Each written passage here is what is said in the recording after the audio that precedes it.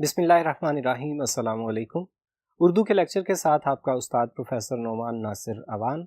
आज हमने एक नज़्म का आगाज़ करना है। नज़्म का उन्वान है आदमी और शायर हैं सैयद ज़मीर जाफ़री। तो सबसे पहले शायर के तारुफ को देख लीजिए एक दफ़ा। सैयद ज़मीर जाफ़री मशहूर शायर, अदीब और सहाफ़ी। उन्हें अदबी ज़ौक़ वरसे में मिला, लिहाजा स्कूल के ज़माने ही से उन्होंने शेर गोई का आगाज़ कर दिया।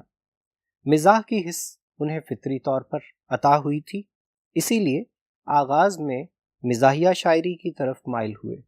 अगरचे बाद अज़ां उन्होंने संजीदा शायरी भी की, लेकिन उनकी वजह शोहरत उनकी तंज़िया और मिज़ाहिया शायरी ही बनी। ज़मीर जाफ़री फ़ौज से भी वाबस्ता रहे और मेजर के ओहदे तक पहुँचे। ताहम फ़ौज की मुलाजमत के दौरान में भी उन्होंने अदब और शेर को तर्क नहीं किया। रिटायरमेंट के बाद उन्होंने CDA यानी कैपिटल डेवलपमेंट अथॉरिटी में मुलाजमत भी की और उसके तर्जुमान भी रहे। उन्होंने नज़्म व नस्र दोनों में कलम का जादू जगाया और संजीदा और मिज़ाहिया दोनों किस्म की शायरी भी की और नस्र भी लिखी। बिलखुसूस माशरती खामियों और बदलती हुई इंसानी अक़दार पर उनकी गहरी निगाह है। माफ़ियुज़ ज़मीर, मताए ज़मीर और निशाते तमन्ना ये उनके मकबूल शेरी मजमूए हैं। ज़मीर जाफ़री अपने कलाम के ज़रिए लोगों की इस्लाह करने को पेश नज़र रखते थे।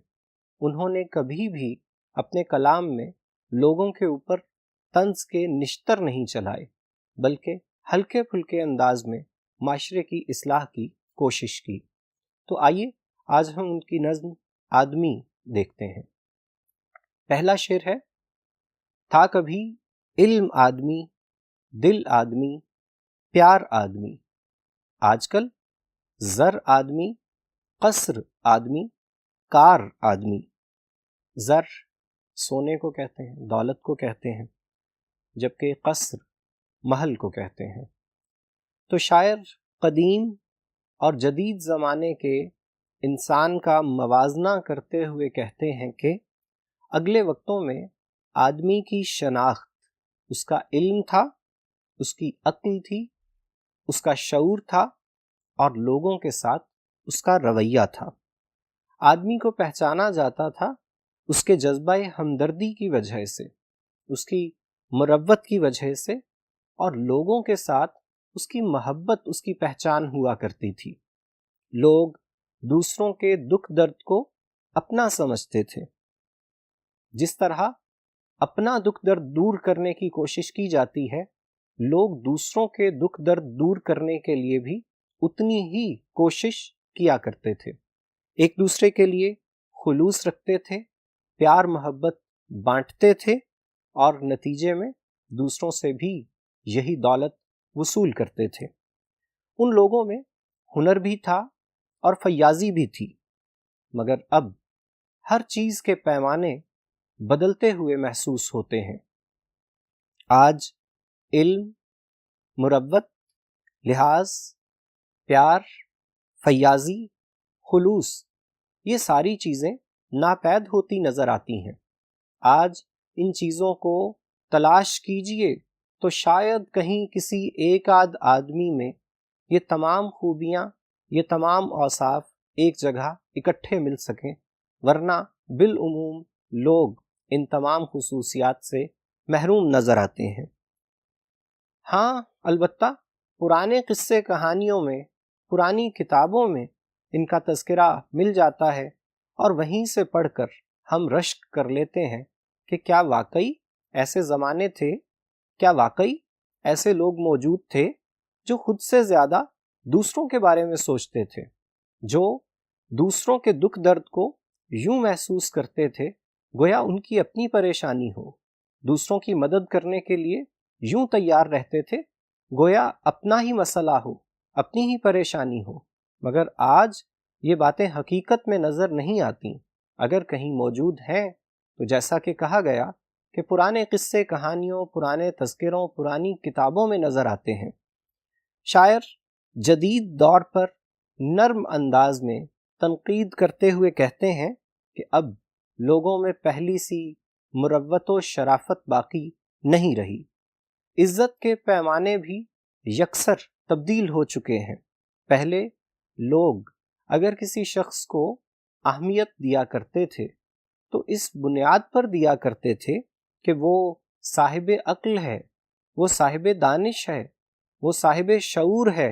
اس بنیاد پر لوگوں کی عزت کی جاتی تھی کہ کس آدمی کے پاس کتنا علم ہے، اس کی بنیاد پر لوگ عزت دیا کرتے تھے اور عزت کے حصول کے لیے علم حاصل کیا کرتے تھے اور دوسروں کے ساتھ اعلیٰ ترین اخلاق سے پیش آیا کرتے تھے۔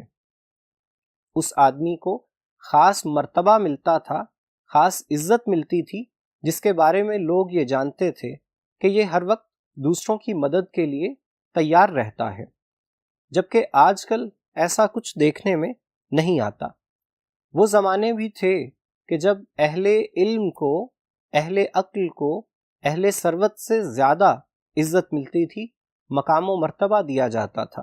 دولت مندوں کی عزت کم تھی، اہل علم کی عزت زیادہ تھی، اور لوگ شعوری طور پر کوشش کرتے تھے کہ میں اپنے اخلاق کو، اپنے کردار کو ایسا بناؤں کہ لوگ میری عزت کیا کریں، اور علم حاصل کرتے تھے جس کے نتیجے میں معاشرے میں انہیں اعلیٰ مقام حاصل ہوتا تھا۔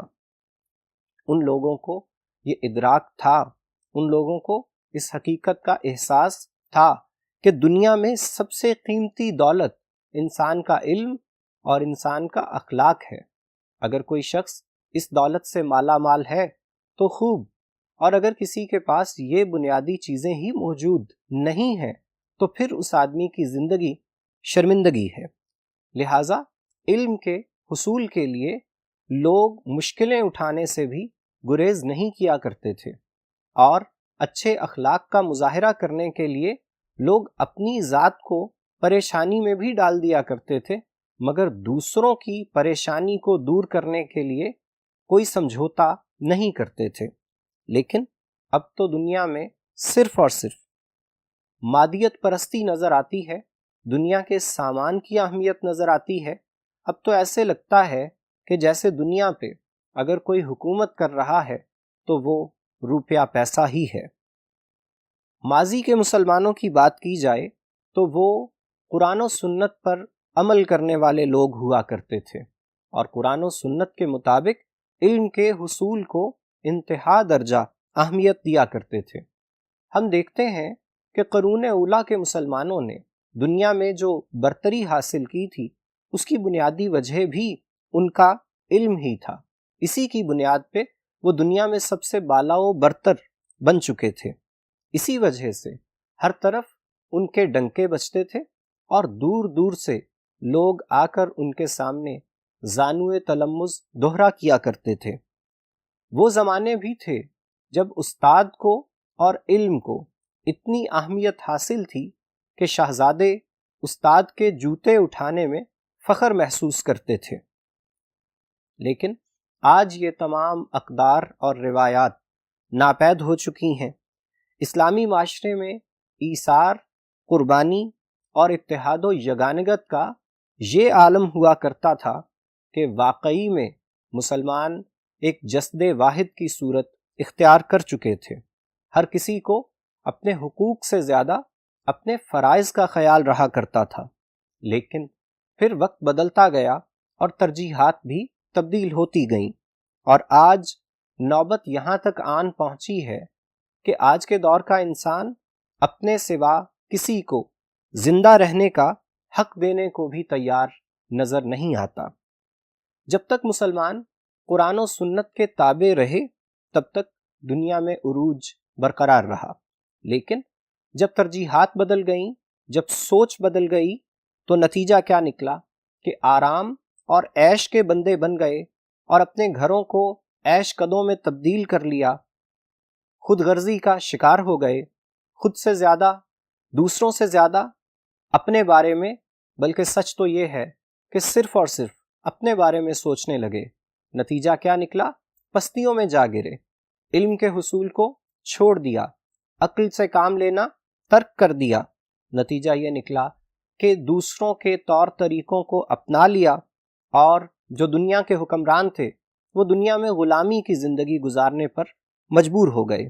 لہٰذا ہم یہ دیکھتے ہیں کہ وہ لوگ جو مسلمانوں کے سامنے سر جھکایا کرتے تھے، آج وہ دنیا کے حاکم ہیں، اور ان کے مقابلے میں مسلمان غلامی کی زندگی گزارتے ہوئے نظر آتے ہیں۔ مسلمانوں کے نزدیک آج اپنی اقدار، اپنی روایات اور اپنے آباء و اجداد کے علمی ورثے کی کچھ اہمیت باقی نہیں، کیونکہ یہ ہوس زر میں مبتلا ہو چکے ہیں اور تعیشات کی خاطر اپنی عزت تک کو گروی رکھنے پہ آمادہ نظر آتے ہیں۔ اتحاد کے بجائے نفاق کے راستے پر چل رہے ہیں، اور آج انہیں علم کی ضرورت محسوس نہیں ہوتی۔ آج یہ سمجھتے ہیں کہ اگر میرے پاس محل ہے، اگر میرے پاس بہت شاندار سواری ہے، اگر میرے پاس دولت کے انبار لگے ہیں، تو پھر میں کامیاب ہو گیا، پھر میں سرخرو ہو گیا، پھر میں نے فلاح پا لی۔ اسی لیے عقل سے کام لینا بھی چھوڑ رکھا ہے اور دین کو بھی پسے پشت ڈال رکھا ہے۔ اسی لیے دنیا میں دوسروں کو انسان نہ سمجھنے کا رویہ بھی نظر آتا ہے۔ یہ رویہ ان لوگوں میں زیادہ ہے کہ جو دولت زیادہ سے زیادہ کمانا چاہتے ہیں اور کما چکے ہیں، اور اس دولت کو صرف اپنی ذات تک محدود رکھنا چاہتے ہیں، اس میں دوسروں کا کوئی حصہ نکالنا نہیں چاہتے۔ تو یہ تھی ہماری پہلے شعر کی تشریح۔ آئیے اب دیکھتے ہیں اس میں کون سے محاسن کا استعمال کیا گیا ہے۔ اس میں صنعت تکرار، آدمی آدمی آدمی آدمی آدمی آدمی کا استعمال ہوا ہے۔ تشریحی حوالہ جات پہ بھی نگاہ کر لیجئے۔ چاند ہے زیر قدم، سورج کھلونا ہو گیا، ہاں مگر اس دور میں کردار بونا ہو گیا۔ حال پوچھا نہ خیریت پوچھی، آج بھی اس نے حیثیت پوچھی۔ بے خبر اب تو ہے دولت ہی شرافت کا معیار، لوگ پہلے کبھی تحویل نسب کرتے تھے۔ نہیں کچھ اس کی پرسش الفت اللہ کتنی ہے، یہی سب پوچھتے ہیں آپ کی تنخواہ کتنی ہے۔ مطلب یہ کہ اب صرف مادیت پرستی کی اہمیت رہ گئی ہے۔ اگلے شعر کے لیے دوسرے بورڈ پہ چلتے ہیں۔ دوسرا شعر، کل بلاتی بستیاں مشکل سے دو چار آدمی، کتنا کم یاب آدمی ہے، کتنا بسیار آدمی۔ کل بلاتی، کل بلانا اصل میں کیڑوں کے رینگنے کو کہتے ہیں۔ یہاں بہت زیادہ بھیڑ مراد ہے۔ دو چار ہونا، دو اور چار گنتی کے اعتبار سے، اور دو چار ہونا سامنا کرنا، کم یاب تعداد میں کم ہونا، بسیار تعداد میں زیادہ ہونا۔ انسان یوں تو اشرف المخلوقات ہے، بلکہ اگر یہ کہا جائے کہ انسان اشرف المخلوقات ہوا کرتا تھا تو یہ بات بھی غلط نہیں ہوگی، کیونکہ آج یہ اپنے اصل مقام و مرتبہ سے گر چکا ہے۔ انسان سے محبت کے بجائے آج صرف اور صرف دولت سے اور سامان دنیا سے محبت دلوں میں پیدا ہو چکی ہے۔ نتیجہ یہ نکلا کہ انسانوں کی فطرت ہی تبدیل ہو کر رہ گئی۔ آج شہر صرف آباد نہیں ہے، بلکہ اتنے آباد ہیں کہ تل دھرنے کو جگہ نہیں ملتی۔ لیکن یہ جو انسان یہاں پہ نظر آتے ہیں، شاید یہ صرف ظاہری طور پر انسان ہیں، کیونکہ حقیقت میں تو انسان میں ایک خوبی پائی جاتی ہے کہ اس کے سینے میں دل ہوا کرتا ہے، وہ دوسروں کے لیے درد دل رکھا کرتا ہے، اس میں دوسروں کے لیے ہمدردی کا جذبہ ہوا کرتا ہے۔ گویا ہم یہ کہہ سکتے ہیں کہ آدمی تو زندہ ہوا کرتے ہیں، آج کل تو ہمیں چلتے پھرتے لاشیں نظر آتے ہیں۔ شاعر کا شکوہ ہے کہ آج کل کے دور میں انسان کو دور دور سے دیکھیے تو بھلا معلوم ہوتا ہے، لیکن اگر قریب سے دیکھیے تو بھیانک چہرے نظر آتے ہیں۔ انسان کا ظاہر تو خوبصورت ہے، لیکن اگر باطن کی بات کیجیے تو انسان سے خوف زدہ ہو جائے۔ بدقسمتی سے آج ایسا دور آ چکا ہے کہ اتنی بڑی تعداد میں ہر طرف انسان موجود ہیں، اور اگر کہیے کہ ان میں سے کتنے ہیں جو انسانیت کے شرف پر، انسانیت کے معیار پر پورے اترتے ہیں، تو شاید مشکل سے 2-4 آدمی ملیں گے۔ شاعر نے لفظ 2-4 کے ذریعے ابہام پیدا کیا ہے۔ 2-4 کا معنی گنتی والا 2 اور 4 بھی ہو سکتا ہے، اور 2-4 کا معنی یہ بھی ہو سکتا ہے کہ انسان کو کتنی مشکلات کا سامنا کرنا پڑ رہا ہے۔ گویا آبادیاں آج بھری پڑی ہیں، بعض شہروں کی آبادی تو کروڑوں میں جا پہنچی ہے، لیکن حقیقت میں ان کروڑوں میں سے کتنے ہیں جنہیں کہا جائے کہ یہ صرف آدمی نہیں ہے، یہ صرف آدم کی اولاد نہیں ہے، بلکہ یہ انسان بھی ہیں، کیونکہ یہ انسانیت کے تمام تقاضوں کو پورا کرنے والے لوگ ہیں۔ ایک تو آبادی بہت زیادہ ہو چکی ہے، اور دوسرے یہ کہ مادیت پرستی کی وجہ سے بھی ہر انسان بے تحاشا مسائل کا شکار نظر آتا ہے، اور نتیجہ یہ کہ آج ہمیں لوگوں میں نفاق نظر آتا ہے، اتحاد نظر نہیں آتا، خلوص نظر نہیں آتا، محبت نظر نہیں آتی، اس کی جگہ بغض نظر آتا ہے، کینہ نظر آتا ہے، حسد نظر آتا ہے، اور سب سے بڑھ کر یہ کہ استحصال کا جذبہ بھی نظر آتا ہے، دوسروں کا حق مارنے کا جذبہ بھی نظر آتا ہے۔ اپنا حق بچانا تو ضروری ہوتا ہے، لیکن ہم تو دوسروں کا حق چھیننے پہ آمادہ ہو چکے ہیں۔ دنیا کی مجموعی آبادی شاید 7 ارب سے بھی زیادہ ہو چکی ہے۔ جس شہر کو دیکھیے، جس بازار کو دیکھیے، حتیٰ کہ جس شفا خانے کو دیکھیے، لوگوں سے بھری ہوئی تمام جگہیں نظر آتی ہیں۔ کسی بلند مقام پر کھڑے ہو کر دیکھیے تو یوں لگتا ہے گویا سروں کی ایک پکی ہوئی فصل ہے جو کٹنے کو تیار کھڑی ہو۔ آبادی اس قدر ہو چکی ہے، اور یہ تمام لوگ دیکھنے میں بالکل انسان ہی نظر آتے ہیں۔ شکل صورت کو دیکھیے، جسامت کو دیکھیے، تو سب کچھ انسانوں جیسا ہی ہے، لیکن یہ حقیقت میں انسان کہلانے کے مستحق نہیں ہے۔ شاعر کا یہ کہنا ہے کہ یہ ایسے لوگ ہیں کہ جو صرف انسان کی، آدم کی اولاد ہیں، وگرنہ حقیقت میں یہ حق نہیں رکھتے کہ انہیں انسان کہا جائے، کیونکہ ان کا ظاہر انسانوں جیسا ہے، ان کا باطن انسانوں جیسا نہیں ہے، اور ظاہر کے مقابلے میں باطن کی اہمیت یقیناً بہت زیادہ ہونی چاہیے۔ اصل بات تو یہ ہے کہ انسان اپنے اندر ایسے اوصاف پیدا کرے کہ جس کے نتیجے میں وہ اپنے کھوئے ہوئے مقام کو دوبارہ سے حاصل کر سکے، لیکن بدقسمتی سے آج ایسی صورت حالات نظر نہیں آتی۔ انسانوں کے اخلاق و کردار اور افکار و اعمال آج ایسے نظر نہیں آتے کہ ہم ہر آدمی کے لیے انسان کا لفظ استعمال کر سکیں۔ ہم چلتی پھرتی لاشیں کہہ سکتے ہیں، ہم دل کے بغیر مشینیں کہہ سکتے ہیں۔